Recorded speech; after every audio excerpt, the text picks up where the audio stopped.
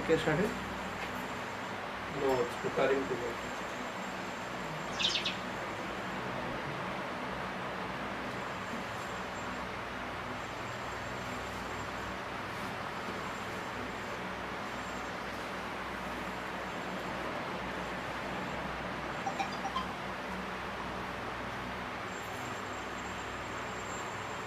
You give the name Akshay Tadiya.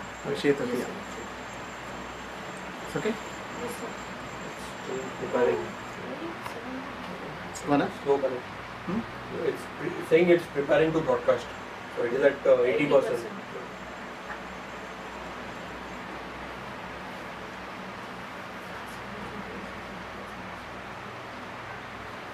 Sir, BSNL or Airtel, sir? Listen.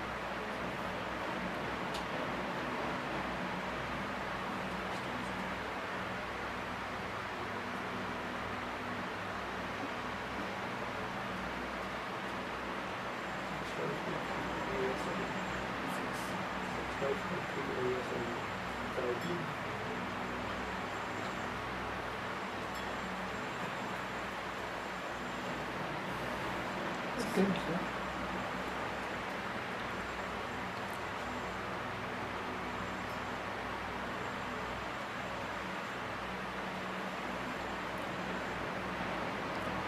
So let us contemplate on the festival of Akshaya Tritiya. So next week, next Monday, I think, not this Monday, next Monday is Akshaya Tritiya. The festival of Akshaya Tritiya, it's customary that people buy gold. So a lot of advertisements buy gold on the day of Akshaya Tritiya, and it will multiply. And also, any activity which you undertake on that day will prosper. So that is the traditionally what people do. Now, how long back this tradition of gold buying was there, we don't know. Is it recent marketing technology? We don't know. Okay. At least the gold sellers will become rich. That's about last Akshaya Tritiya, about 20 ton gold was sold in India. So every year the lot of gold will be sold. Right. Now, what is the spiritual significance of Akshaya Tritiya? Let us contemplate on that. Akshaya Tritiya comes in the month of what we call as Vaishaka. Astrologically, both sun and moon are exalted during this period. So, our ancestors, they fix certain points of time, or called muhurtams, which what they call as auspicious. In universe, everything has a time. Okay? Everything follows certain cycle.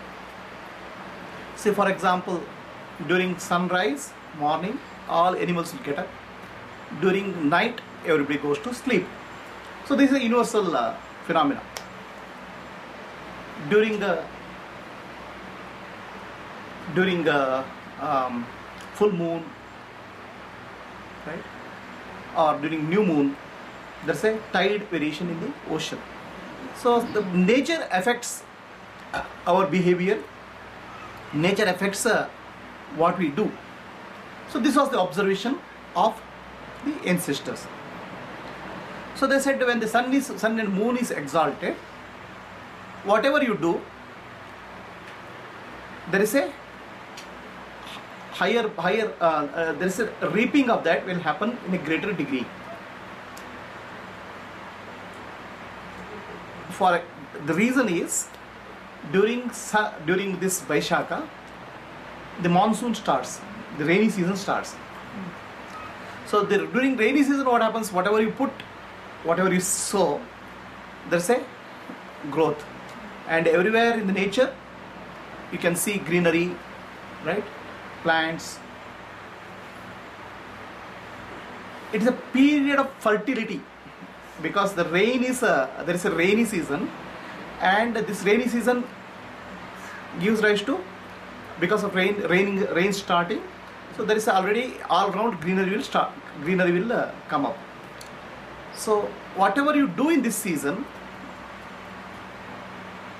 there is a greater return which will come back. What you sow, you will reap in larger quantity. That's what they said. So probably the concept started with the tilling the ground and sowing the seeds, so that when rains come, whatever you sow, you will get in a larger quantity. So that concept has been extended to all things: money, material wealth, gold, everything. Initially, it's being an agricultural country. The concept was, if you during by the time Akshaya Tadika, you are keep your land ready, then sow the seeds. Then when the rainy season comes, whatever you sow, you'll reap. Okay, so you will get a prosperity. That was the concept behind Akshaya Tadika. Now that concept has been gradually extended to other aspects of life also. So you buy gold or you do something, right? In general, Akshaya Tadika is associated with Akshaya, means infinity. Okay, Akshaya means one which is imperishable. Kshaya means something which diminishes. Akshaya means infinite. So Akshaya Tadika is infinite consciousness. It's related to infinity. It's related to consciousness, which is related to infinity. Akshaya Tadika. So Tadika is Tritiya, third day. It's actually third day after what is called Tritiya, third day. Okay. So in this third day,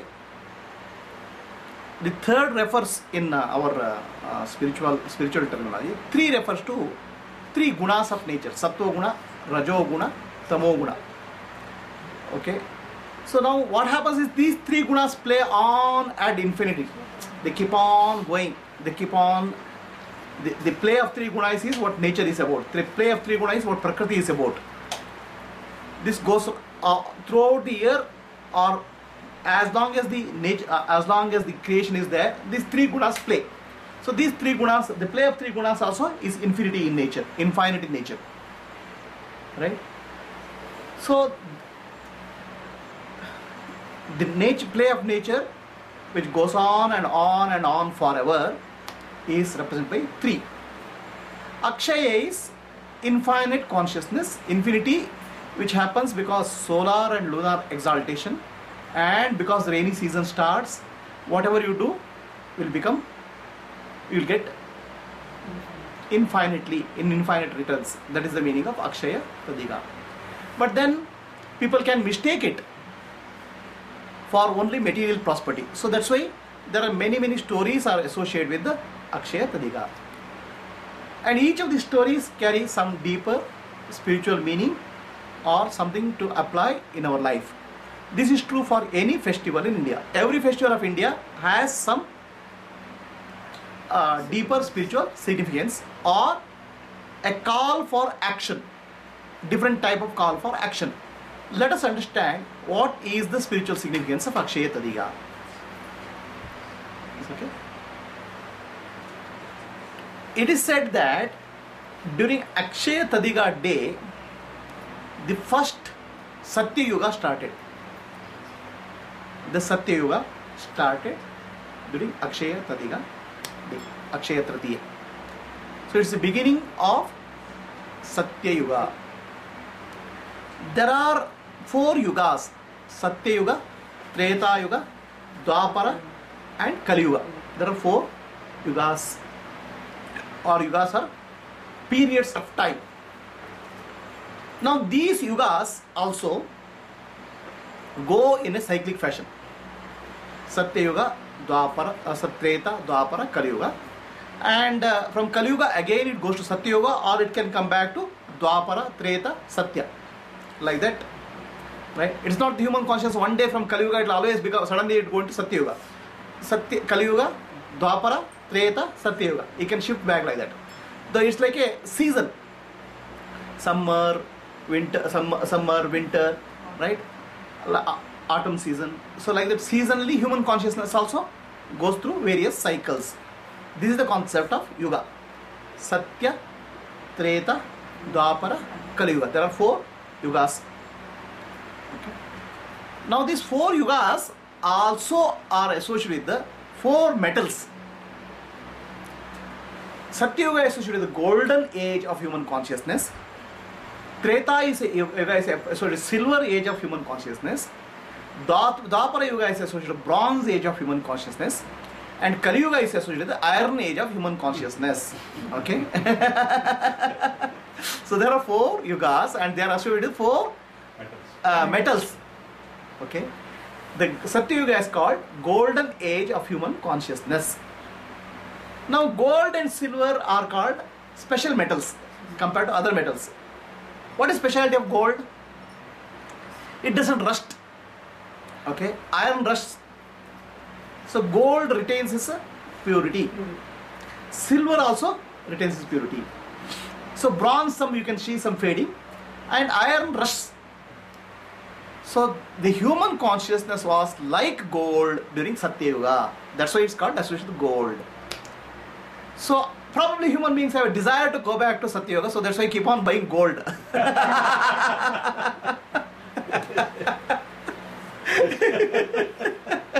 So the golden age is what is called Satya Yuga, and that started with the Akshaya Tritiya.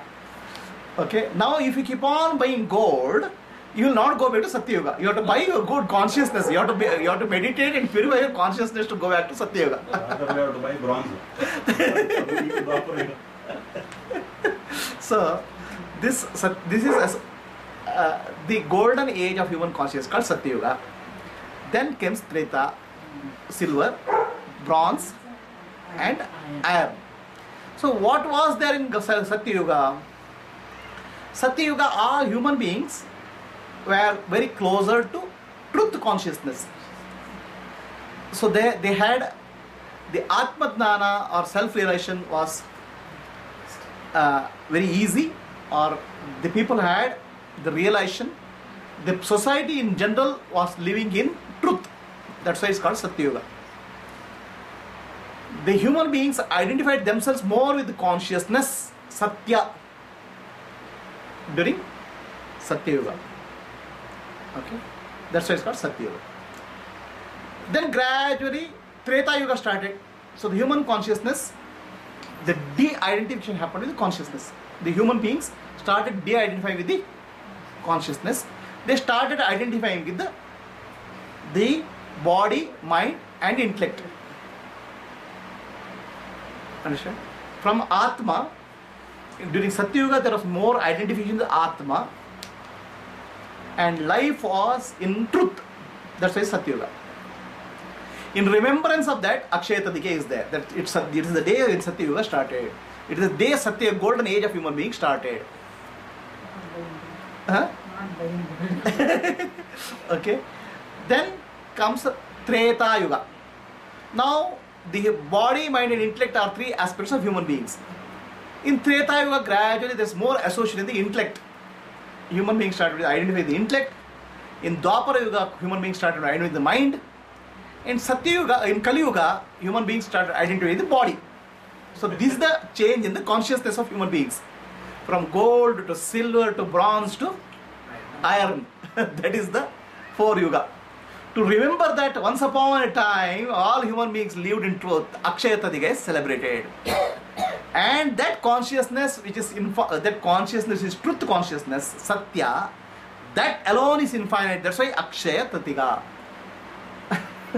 Akshaya Tritiya.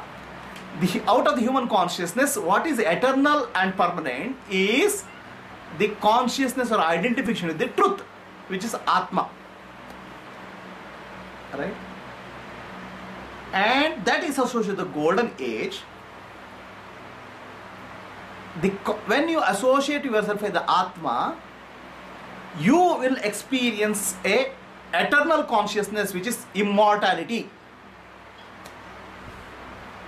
So that's why the golden age of human consciousness The beginning of the golden age of human consciousness is remembered as Akshaya Tritiya, the consciousness which is eternal in nature.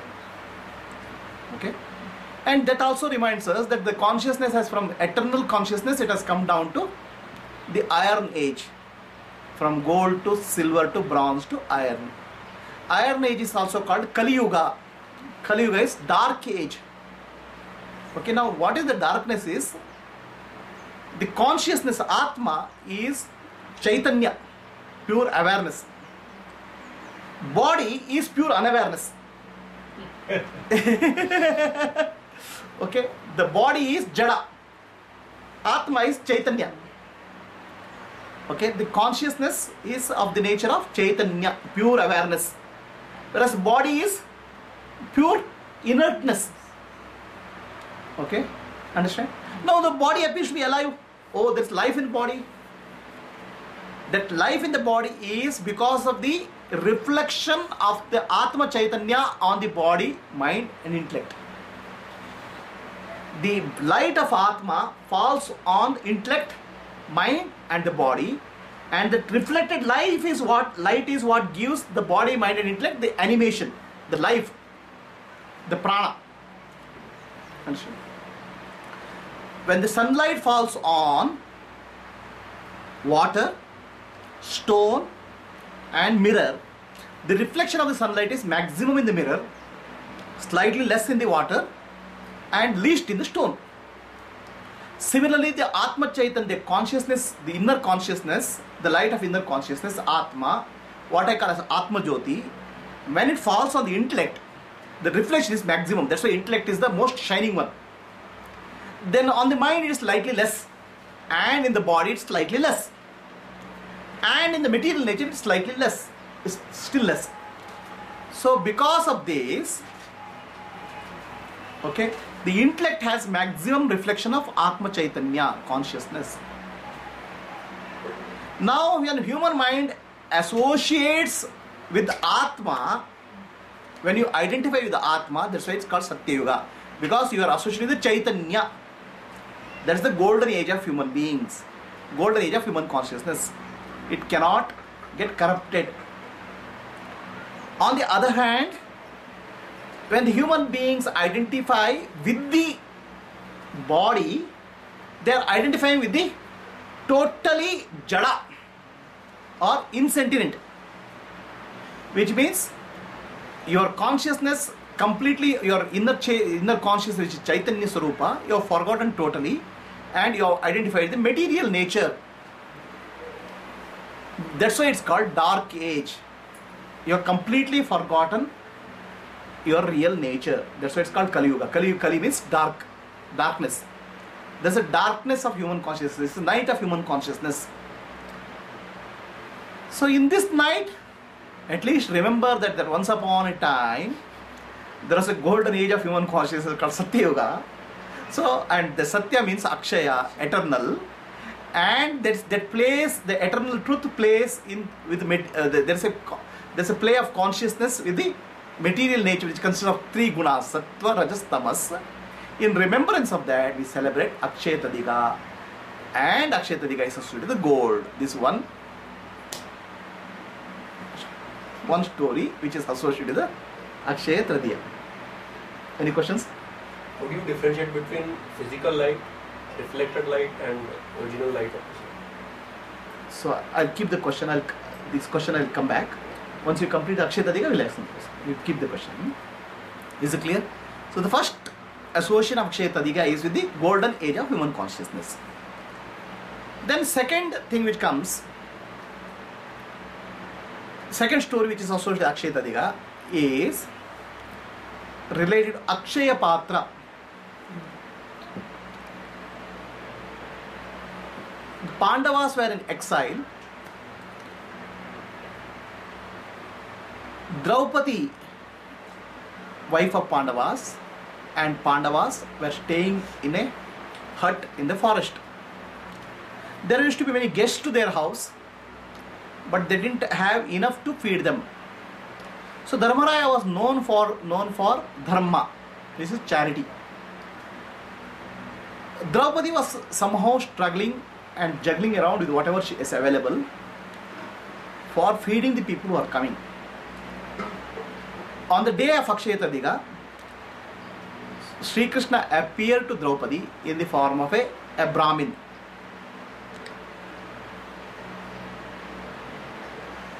At that time, Draupadi and Pandavas, they had finished their lunch and nothing was left. So Sri Krishna said, I am very hungry, can you give me something? Then Draupadi said, we are very sorry, nothing is left in the house. Then Krishna says, please bring the vessel. Then in that vessel, one grain of cooked rice was available. Krishna eats that grain of rice and then he says, that was enough for me. Okay. My stomach is filled. I am happy with you. Whatever boon you ask, I will give. So Draupadi realized this is Krishna. She says she was very grateful that Krishna has come to her house. Nothing more, no more boon is required. And Krishna says, still, whatever vessel you have, whenever you cook something, you can feed any number of people. That's called Akshaya Patra. Right? You will not be exhausting the whatever you cooked in this vessel. You can feed any number of people who come to your house till you and your husbands eat the food. After that, for that day, it won't give you anything more. Okay? Right? You can feed a number of people. Once you cook, you feed the guests, feed the people who come to your house. Then you take the food. After that, you cannot feed anybody. But any number of guests who come, you can give. So that's why it's called Akshaya Patra. Akshaya means one which doesn't exhaust. There's no exhaustion. There's no deficiency. Right? You can feed any number of people. So this is the story which is related to, again, Akshaya Tritiya.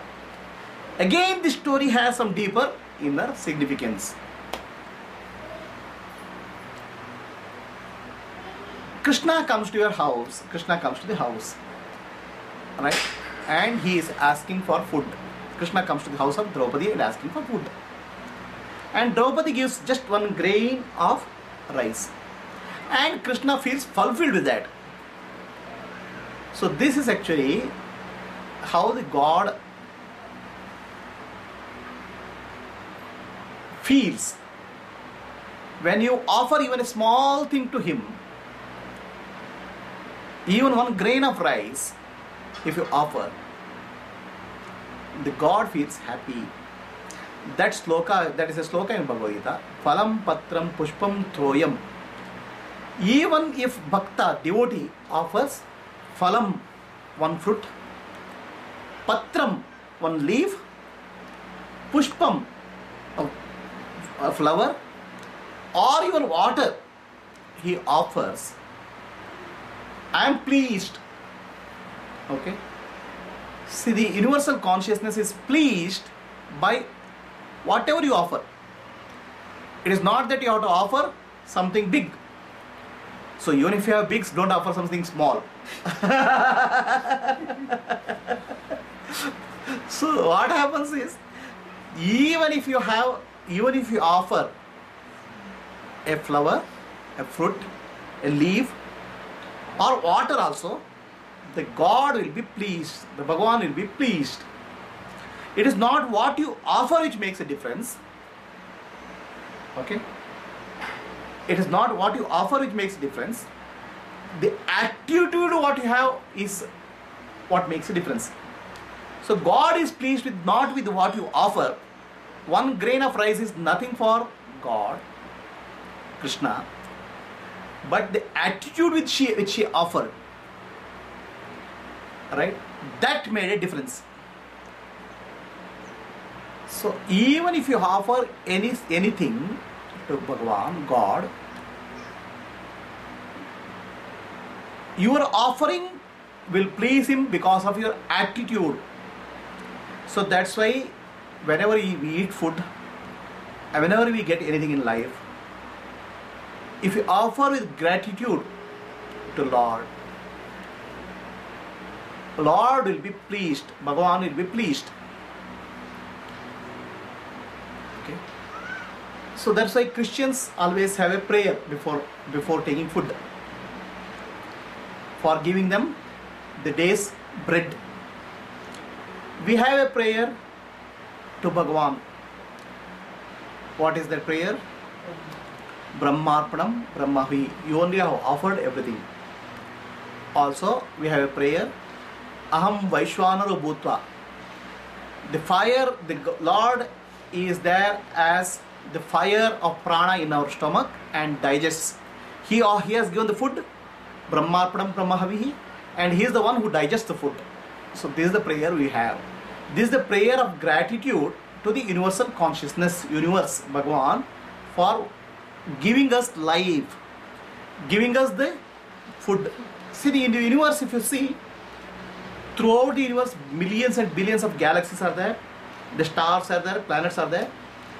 None of them are living. The life is not there. The life is very rare. Okay? The whole earth is so big. But the plants, animals and vegetations which have life is very small portion of the life. The life is there in lifeless. All around there is no life. The life is a rarity. Human life is much more rare. Human life is still rarer. It's a gift. Okay? And for having that gift, given that gift, and having that given that gift of human life, and having given that human life, and having given us the food to survive, you thank God. So that is actually what Draupadi offered on that day to Krishna. And Krishna gave Akshaya Patra to Draupadi. Okay, a vessel which can feed any number of people.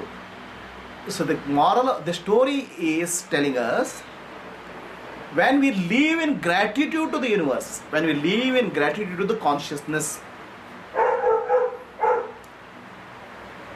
the Lord, the universe will bless us with abundance.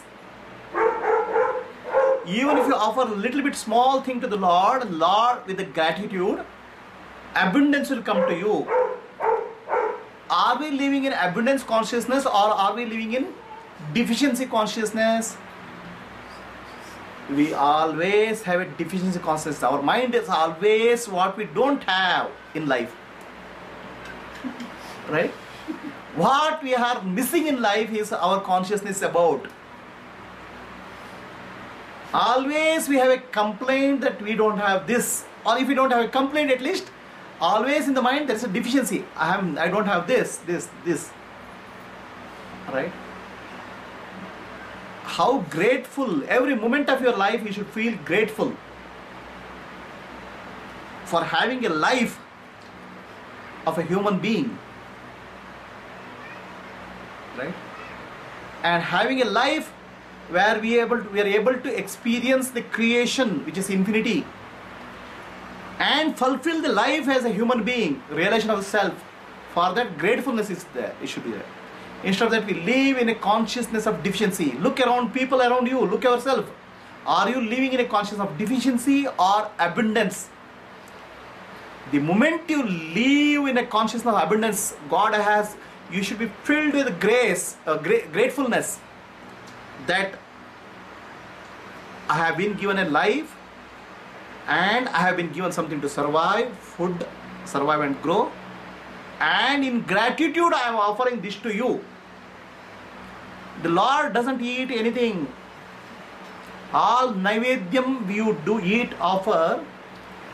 Okay, the Lord sees the naivedyam and sees the attitude behind the naivedyam, attitude behind the Naivedyam is what God is received. Naivedyam means nahi Vedyam. This doesn't belong to me. That's what is Naivedyam. You are offering that, Lord, this as you are given to me. So this I am offering you in gratitude. I know you don't need any of these, but I am offering you in gratitude. So that attitude is called Naivedyam. Vedya means understanding. Nihi means no. So understanding that nothing in the universe belongs to me, it all belongs to the Lord. With that, what you offer is called Naivedyam. And that is the attitude with which Draupadi offered 1 grain of rice to Krishna. Okay. And Krishna was pleased with her attitude. The Krishna was pleased with, even though they were living in a forest and suffering, so Draupadi and Pandavas didn't have a feeling of we are suffering. They accepted it as the grace of God. They lived in a consciousness of gratefulness. So when you offer something with gratitude to the God, the grace comes down. So that grace is what is Akshaya Patra. Okay.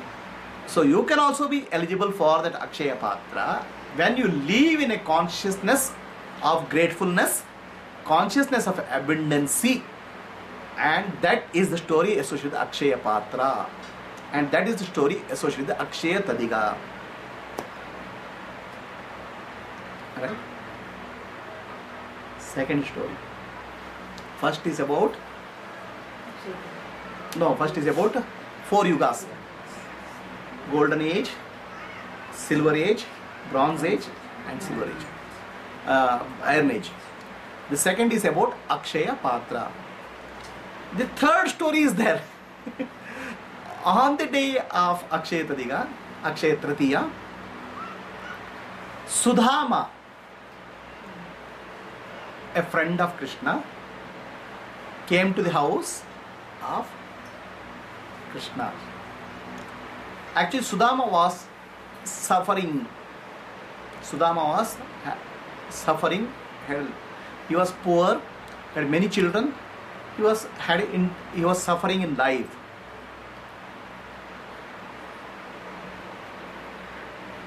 That goes back to the old the schooling system which Sudama and Krishna had in Sandipini ashram. Sandipini was the guru of Krishna and Sudama. One day, Krishna and Sudama were sent for fetching wood from the forest. The Guru Patni, she gave puffed rice to Krishna and Sudama. In case there is a delay in coming back to the house, they can eat the food, okay, on the way. That was the intention. She gave that food to Sudama and packed enough for both of them. Krishna and Sudama were stuck in the forest because there was heavy rain. Krishna was on one tree and Sudama was on another tree. Sudama, without informing Krishna, without giving anything to Krishna, ate all the puffed rice. So this actually led to a bad karma, and throughout the life Sudama suffered in poverty. Okay. His wife, they had there are a couple of children. They lived in utter poverty, and his wife kept on telling Sudama, "Your friend is rich." Krishna was in Dwaraka that time. He is very rich. Why don't you go and ask him something? So, pressurized from his wife, Sudama didn't want to ask anything. Pressurized by his wife, he went to Dwaraka to meet Krishna. And he didn't have anything to bring. He didn't have anything to bring as a gift to Krishna. But he brought the puffed rice in a handbag, in a jodi. Jodi means that bag. So Krishna was, even though Krishna was the king and Sudama was very poor, Krishna was very pleased with Sudama, having seen him after a long time, and he snatches that bag from his bag from Sudama and eats that puffed rice. Sudama is ashamed. I am giving that puffed rice to the Krishna. So Krishna makes him stay a couple of days in his palace. He didn't ask him why you have come. He was, and after some days, Sudama also didn't ask Krishna anything, and he goes back. When he goes back, there's all around prosperity in his house. So this is the story. This happened on the day of Akshaya Tadika. That's the story. Now, in this story, there are many things. Again, our ancestors were very good in putting a lot of things in a story. First thing is, why did Sudama suffer? Why there was a poverty in Sudama's life?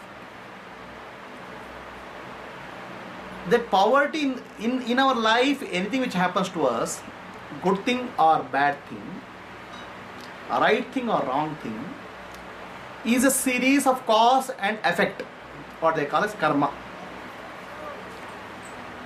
By not offering food which was given to both of them and eating the food alone, Sudama incurred a bad karma.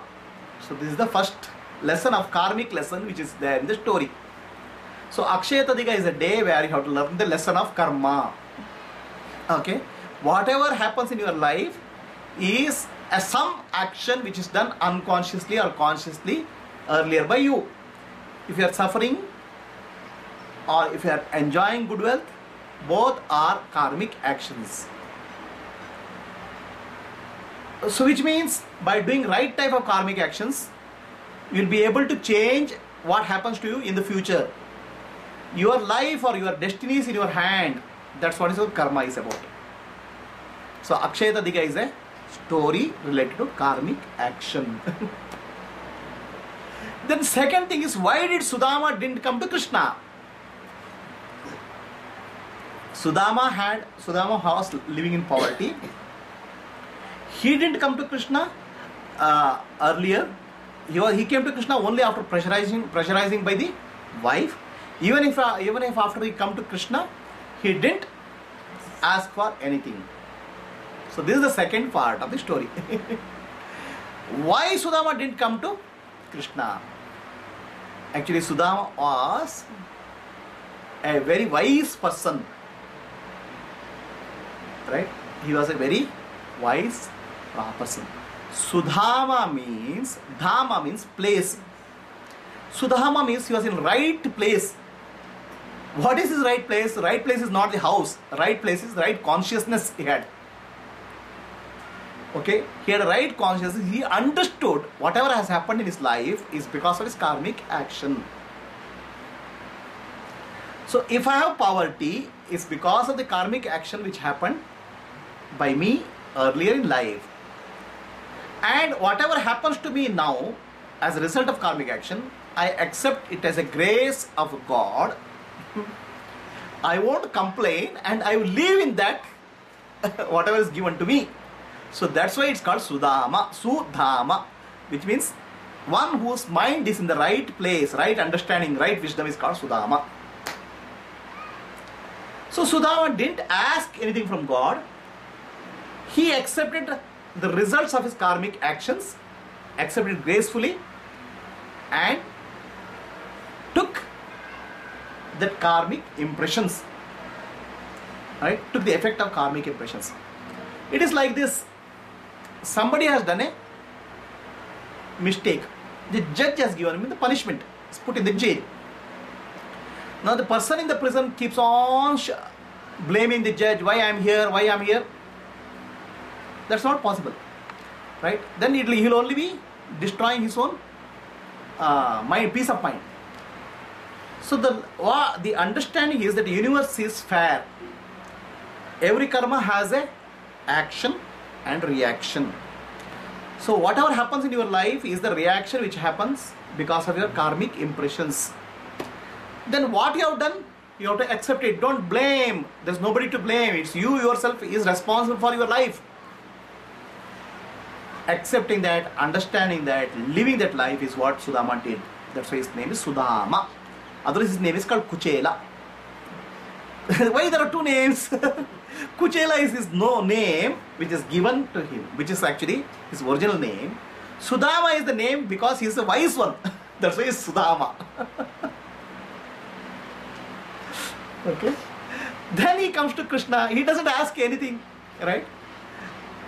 What happens is, as your karmic impressions come to an end, okay, the karmic laws also will trigger in. His wife pressurized him to go and give something to Krishna. So he became a messenger. He became a carrier of that food, puffed rice, to Krishna. The moment puffed rice went back to Krishna, at that time his karmic suffering is over. The time for ending the karmic impressions had come, and the rice reached Krishna. In the process, his suffering ended, rather his poverty ended. This is the story. Now, Krishna was partial because Sudama is his friend. Krishna was partial because Kuchela is his friend, and he did some intervention, like many of these politicians do. No, my brother-in-law, my sister-in-law, my son-in-law, I'll give some benefit, material wealth. So Krishna didn't do anything like that. It is the time when Kuchela's prarabdha karma related to poverty ended. And Krishna was very fair in that point of time, and the prosperity came to Kuchela. Krishna was not at all partial. Krishna was not at all partial because his friend Kuchela has come. It was not Kuchela who came, it is Sudama, a wise one had come. One who has understood the law of karma and lived the life accordingly had come. And his karmic impressions related to poverty had come to an end on that day. So that is the second lesson. That is the second story associated with the. First one is what? 4 yugas, golden consciousness. Second story is about Draupadi offering in gratitude to the Lord. The third story is about Sudama offering puffed rice to Krishna. Right? Understand? So this is also not the end of the story. When you offer something to the Lord, okay, infinity will come to you, infinite will come to you. So the fourth lesson of Akshaya Tritiya is, when you give, you get back. Sudama offering to Krishna. Who is Krishna? Krishna was an individual who was staying in Dwaraka. Sudama means wise one. Krishna means universal consciousness. Okay. So Krishna is everything. That's what cosmic, or what is that? Vishwarupa Darshana Yoga. Krishna is the sun, the moon, the sky, the water, air, the wind, living beings, non-living beings, everything is Krishna only. Right? Pado asya vishwa bhutani tripadasya amritam divi. The whole universe is pervaded by the Lord. The universe is pada, or pada has two meanings in Sanskrit. Pada means amsha, a part. Pada also means foot. Okay. So the whole universe is nothing but pada of the Lord. Means one amsha of the Lord. Everything in the universe is shining with the God's consciousness. Now when you offer anything in the universe as an offering to the Lord, then infinity will come to you, infinite abundance will come to you. What you sow is what you reap. This is what comes in Bible. Whatever you sow, you will reap. What you give will come back to you. Okay? So don't give with the attitude that something has to come back to you. Then nothing will come back to you. Because when you give with the attitude that something has to come back to you, then you are operating with a deficiency consciousness. You're not operating with the gratitude. You are not operating with the abundance consciousness. So you have to offer what you have, even if it's little bit puffed rice or small thing, to the universe. Krishna is representing universal consciousness. The fifth lesson of Akshaya Tritiya is dana, charity. Okay? On the day of Akshaya Tritiya, whatever charity you do, you will receive in abundance. But your attitude has to be proper. If you don't understand the story number 1, 2, 3, that earlier lesson number 1, 2, 3, 4, you will give the wrong attitude. The attitude should be of gratefulness. The attitude should be my karma, my karmic impressions, what I am experiencing. Whatever is happening to me is grace of God. And I am sharing what I have, okay, as a gratitude to the God. That's why it's called Pada Sevana. So the Lord, the whole universe is nothing but a part of the Lord. Pada means Amsha. Universe is also feet of the Lord. Bhagavantana Pada, the feet of the Lord. With this attitude, if you do Pada Sevana, then the abundance will come to you. Your karmic impressions will diminish.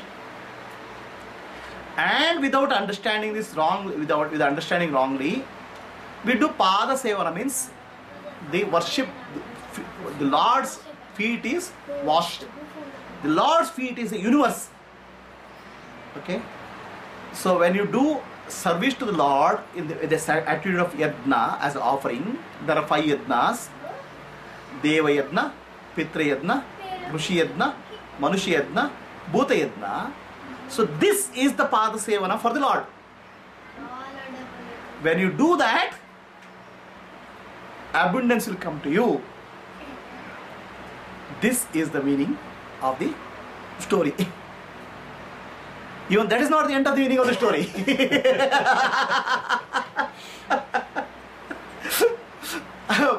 In Sanatana Dharma, there are 4 basic motivations for human life are recognized. Right? What are the 4 most basic motivations? Dharma, Artha, Kama, Moksha. Okay? So Dharma, Artha, Kama, Moksha. Each human being has a desire, Kama. Okay? Why there is a desire? Because there is a feeling that I am the body, mind and intellect. And this desire has to be fulfilled. The desire has to be fulfilled through action, karma. When the karmic actions are negative in nature, you will experience the negative karma, what Sudama experienced. When the karmic actions are positive in nature, you will experience positive results in your life. So that's why it's called good karma, bad karma. Good merit and bad merit.